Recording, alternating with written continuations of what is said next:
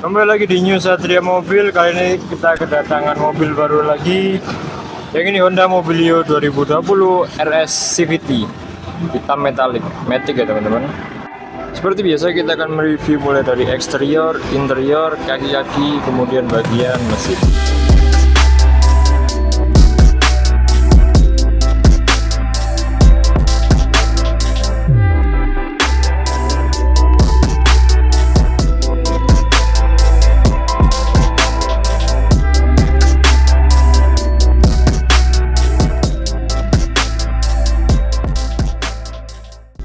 Untuk body kit mobil ini menggunakan body kit dari RS Honda ya teman-teman. Ini body kitnya dari depan, ini bagian side skirt, belakang, dan muter sama aja di kanan dan kiri ya, seperti ini. Menggunakan body kit dari RS. Untuk body tidak ada lecet atau bekas tabrak ya. Jadi ini bukan bekas tabrak, bukan bekas banjir, dan 100% ini semuanya aman, mulai dari depan sampai ke bagian belakang. Ini tampak bagian depannya. Di bagian depannya sangar ya menurut saya, cukup sangar. Ini kita lanjut ke bagian kaki-kaki. Ini dia untuk kaki-kaki depan. Untuk velg masih bawaan standar dengan ring 15, dibalut dengan ban kondisi sekitar 80% teman-teman. Ini bannya sekitar 80%, sama di keempat sisinya untuk velg dan ban. Ini untuk velg bagian belakang ring 15. Untuk pengereman yang belakang masih menggunakan tromol.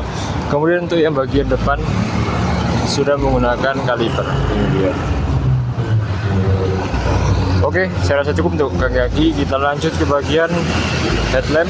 Untuk headlamp mobil ini menggunakan LED projector di bagian tengah ini ya, besar. Kita menggunakan LED projector. Kemudian untuk sennya masih menggunakan bohlam. Untuk headlamp ditemani bawahnya ada fog lamp. Ini masih bohlam ya, belum LED. Jadi yang sudah LED projectornya di tengah sini. Di kanan kirinya sama. Ini LED projectornya, sen bohlam, dan juga fog lamp masih bohlam. Sama untuk di bagian belakang. Untuk perlampuan di bagian belakang masih menggunakan bohlam untuk stop lampnya. Kemudian untuk sennya masih bohlam dan juga lampu mundur masih bohlam. Saya rasa cukup untuk membahas kaki-kaki, eksterior, perlampuan. Kita lanjut ke bagian interior. Oke, kita sudah berada di dalam interiornya. Ini bagian kemudi seperti biasa, head unit di tengah, jok depan, dan kemudian jok bagian belakang. Kita mulai dari depan dulu. Untuk kontak masih ini ya, belum keyless ya, masih standar dengan dilengkapi remote-nya. Oke, kita starter dulu mobilnya. Nyalakan. Oke, nyala semua, kita nyalakan. Kita bahas dari speedometer dulu. Untuk speedometer standar ya, belum digital. Untuk di bagian kanan ini untuk instrumen kilometer, suhu, jam, dan juga bensin sudah menggunakan digital. Untuk kilometer mobilnya ada di angka 17.000 ya teman-teman. Ada di angka 17.000 km, sudah sama service record dari Hondanya. Jadi tenang aja untuk masalah service record ini sudah ada. Kita mundur sedikit ke bagian setir. Ini dia untuk bagian setir. Sudah built-in dengan audio control. Ini dia. Sudah built-in dengan audio control. Untuk di sebelah kiri, untuk di sebelah kanannya kosongan aja. Oke, ini setirnya. Kita bisa dengan kulit tebal. Ya, cukup empuk. Ini segini aja untuk setir. Kita lanjut ke bagian spion. Untuk spion sudah menggunakan retract. Ini tombolnya kecil di sini. Kita pencet sekali, dia akan melipat ke dalam. Kita pencet sekali lagi, dia akan melipat keluar. Oke, sudah di track spionnya. Kemudian ada traction control di sini, on dan off.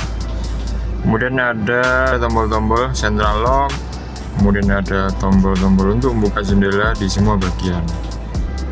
Cukup untuk di bagian sini. Kita lanjut ke tengah. Head unit. Untuk head unit sudah full touchscreen. Ini lumayan besar ya di bagian tengah ini, sudah full touchscreen. Kita kasih contoh. Nah, oke, sudah full touchscreen. Dan juga sudah dilengkapi kamera mundur ya. Jadi kamera mundurnya itu langsung kesambung ke head unit ini. Kita kasih contoh. Kita injek rem dulu. Kita pindah ke mundur ya, ini dia. Ini ada kameranya di bagian belakang bagasi sana di atasnya, jadi kita mundur jadi lebih mudah.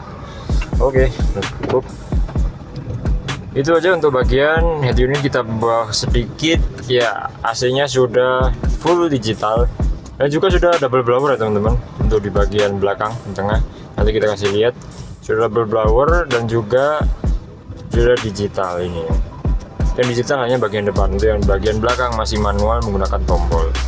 Untuk AC-nya kita ke bawah sedikit. Untuk transmisi, mobil ini menggunakan transmisi otomatis. Jadi lagi-lagi yang suka otomatis ini cocok, boleh langsung diambil aja mobilnya dan langsung dibayar. Lanjut ke bagian jok. Untuk jok ini sudah menggunakan kulit ya, jadi tercover dengan kulit warna coklat hitam dengan kalau wis ngomong aku ya, aku tak lautan sih. oh iya. Untuk jok sudah tercover dengan kulit warna coklat dan juga warna hitam dengan list jahitan warna coklat. Ini ya sekelilingnya, ini joknya masih empuk karena ini di cover ya, jadi mungkin biar lebih awet. Ini masih empuk, masih bagus juga joknya. Ini sama di semua joknya. Di bagian belakang juga nanti kita kasih lihat di jok kemudi juga menggunakan ini ya, kulit juga warna hitam dan coklat. Di bagian interior ini ada kayak semacam garnish ya, garnish warna orange, mungkin biar nambah kesan sportinya ya. Di bagian ini door trim bagian kiri, terus kemudian di bagian tengah di dashboard depan ini ada garis orange nya, dan juga di tengah juga ada garis orange. Ini di sini juga ada, dan di sini juga. Di belakang sama, di bagian door trimnya ada garis orange, jadi lebih sporty ya, mungkin kesannya seperti itu ya. Oke, cukup untuk di bagian interior depan. Kita lanjut ke bagian interior belakang. Oke, kita sudah berada di bagian belakang. Dari kita sudah bahas di bagian depan, kita bahas bagian belakang. Untuk di bagian belakang nggak terlalu banyak yang spesial sih.